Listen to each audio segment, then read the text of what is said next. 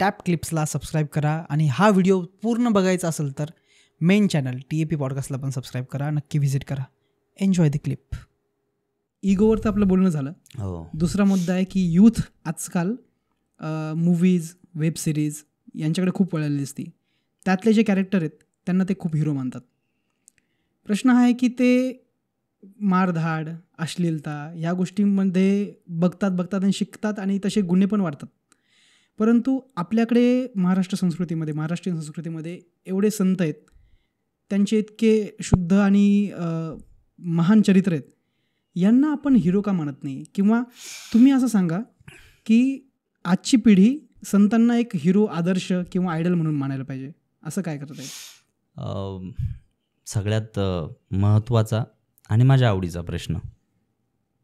मी नेहमी जिथे स्कूल कॉलेजेसला माझे सेशन असतील, व्याख्यानं असतील, मी कुणी नाही विचारलं तरी या विषयाला हात घालतच असतो. आणि तू आज या विषयाला हात घातला, हा प्रश्न विचारलास. मुळात संत आपले आदर्श असायला हवेत किंवा संत आपले हिरो असायला हवेत हे सांगण्याची गरज नाही पडली पाहिजे बेसिकली. कारण ज्या संतांबद्दल आपण बोलतोय, ज्या थोर महापुरुषांबद्दल आपण बोलतोय, ज्या आदर्शांबद्दल आपण बोलतोय, यांचा बेसच मूळ महाराष्ट्रात आहे. सुरुवातीपासून तुकोबाराय झालं किंवा ज्या संत परंपरेबद्दल तू मला विचारतोयस किंवा जे आदर्श घेण्याविषयीचं जे काही भाष्य आपलं सुरू आहे, हे काय UP बिहारबद्दल आपण बोलत नाही आहे. बेस कुठे आहे याचा? महाराष्ट्रातच. मग जर महाराष्ट्रातच याचा बेस आहे तर महाराष्ट्रातल्याच लोकांना हे का सांगावं लागतंय की संत तुमचे हिरो असले पाहिजेत? तर इथे आमचा अभ्यास कमी पडतो. बरोबर. सगळ्यात पहिला गुन्हा जर आमच्या महाराष्ट्रातल्या समाजमानानं कोणता केला असेल तर तो हा केला आहे की संतांना केवळ संत म्हणून पोथीत गुंडाळून देव्हाऱ्यात ठेवून दिले. फार तर आम्ही सकाळी डोकं टेकू, फार तर संध्याकाळी आरती करू, याच्या पलीकडे त्यांचा आमच्या दैनंदिन जीवनाशी आम्ही संबंधच ठेवलेला नाही.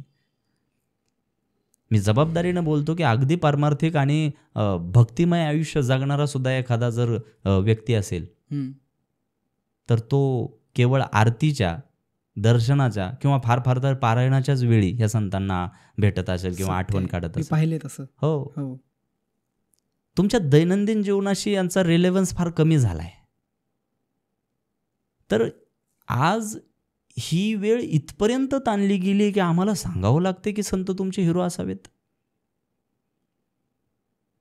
बरं, आता तू जो प्रश्न विचारला की कुठल्या तरी वेब सिरीजपेक्षा, कुठल्या चित्रपटापेक्षा संत साहित्य का आवडू नये, प्रश्न बरोबर आहे.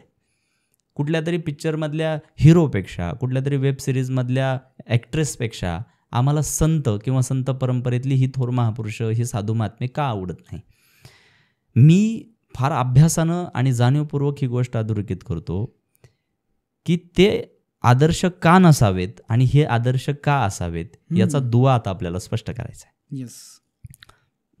जसं तूच प्रश्नामध्ये अधोरेखित केली गोष्ट की वेब सिरीज आणि ज्या पद्धतीचे कंटेंट आता प्रोव्हाइड केले जात आहेत, याच्यामध्ये सगळ्यात जास्त अश्लीलता, सगळ्यात जास्त निगेटिव्हिटी आणि व्हायलन्स, तर क्रूरता बोलायचंच काम नाही. आणि एकतर आता तू वेब सिरीजचा विषय काढलाय, त्याच्यामुळं वेब सिरीजला सेन्सॉर नाही,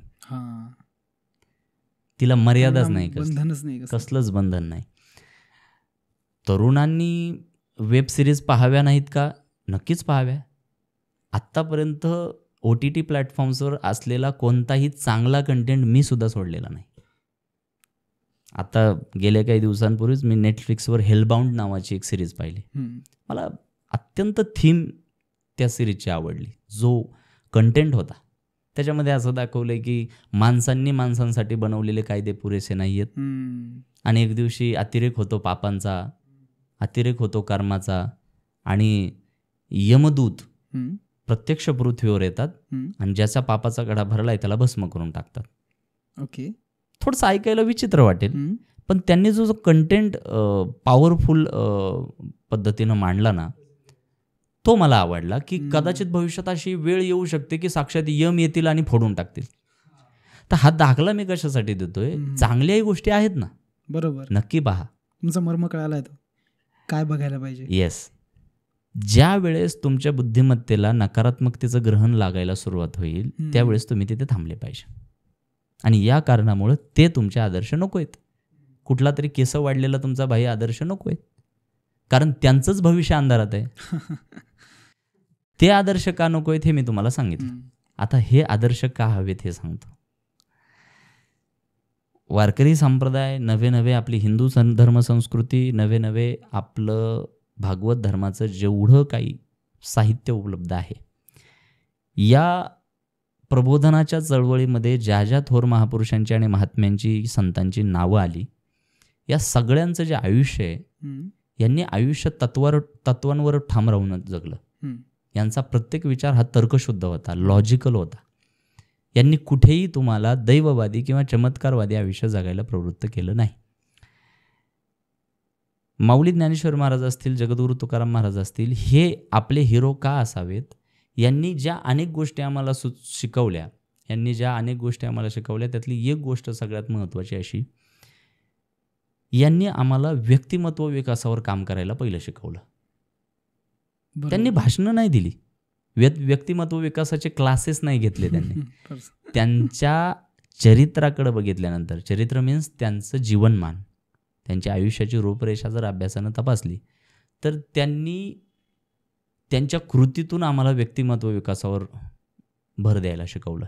तुम्ही समाजातल्या कोणत्याही एका सुज्ञ व्यक्तीचं जर परीक्षण केलं तर एक सुज्ञ व्यक्ती कधीही स्वतःच्या बुद्धिमत्तेचं प्रदर्शन करण्याच्या भानगडीत पडत नाही. इन द सेन्स, ज्या खऱ्या अर्थानं चतुर व्यक्ती असतात ना, ती कमालीची शांतता ठेवून असतात. माऊलींची ज्ञानेश्वरीत एक ओवी आहे, चातुर्य लपवी महत्व हरवी पिसे पण मिरवे जगाते. फार सुंदर ओवी आहे. माऊली म्हणतात, जो खरा हुशार आहे तो स्वतःचं चातुर्य लपवतो, स्वतःचं महत्त्व वारंवार अधोरेखित करण्याचा अट्टहास धरत नाही. पण या उलट तुम्ही समाजमानाचं जर निरीक्षण केलं तर आजकाल फक्त आणि फक्त स्वतःच्या बुद्धिमत्तेचं प्रदर्शन करण्याचा, किंबहुना आपल्याकडं जे काय आहे ते दाखवण्याचा सोस वाढत चालला आहे. बरोबर, तुम्ही एकदम बरोबर बोललाय. मी जस्ट आता एक रिसेंटली पुस्तक वाचत होतो, त्या फ्रेममध्ये आहे हिमालयातील महात्माच्या सहवासात. रामस्वामी जे हिमालयामध्ये राहिले होते, त्यांनी जे सिद्ध पुरुष बघितले तिथे, तर त्यांची एक छोटीशी गोष्ट खूप छान आहे, कारण तुमच्या त्या उदाहरणाला खूप लागू होती ती. त्यांनी बघितले, ते योग्य गुरुच्या शोधात होते. हे जे स्वामी होते ज्यांनी पुस्तक लिहिले, योग्य गुरुच्या शोधात असताना त्यांना अलग अलग प्रकारचे साधू भेटले. त्यांनी हे पण बघितले की कोणी मुखातून अग्नी फेकतायत, कोणी एकाच पायावर उभं राहून तप करताय, कोणी पाणीच पिलेलं नाही आहे, असे वेगवेगळे त्यांनी त्याच्यात दाखले दिलेत. परंतु त्यांना जे गुरु भेटले त्यांनी पहिल्यांदा तुम्ही जे बोला हेच वाक्य सांगितलं की सिद्ध पुरुष तुमची कला म्हणून कधी दाखवत नाही, तो कोणत्याही परिस्थितीत शांत असतो.